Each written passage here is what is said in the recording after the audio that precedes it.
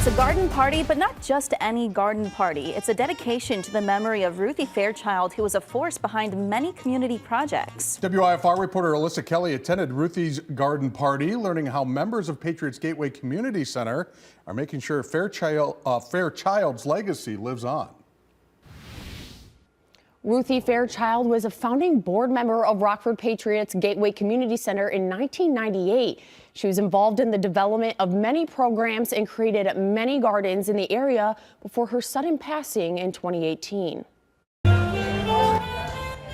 It's been 7 years since Ruthie Fairchild died, but her legacy and her gardens continue to grow. To see how the garden's grown from what we have here to the additional fence. And Thursday, that garden was renamed in memory of her as Ruthie Fairchild Urban Farm. The urban farm and her work in urban gardening has been so significant in our community. Fairchild's family attended the dedication. Her son and daughter say they love the way the community has embraced their mother.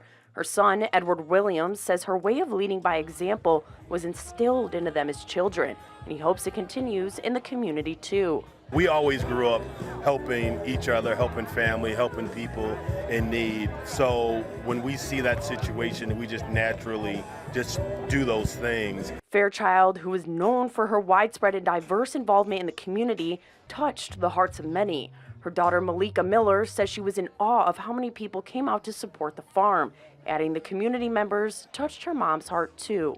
We just want to keep it going. Her legacy is important because, like I said, leading by example. We just need everybody to continue on because she made the blueprint. We just got to keep following it. The event also served as a way to support the farm's growing program and the community center's impact on the youth of our community. And the urban farm gives them a chance to be outdoors, to do some type of growth and learning about how to grow your own plants.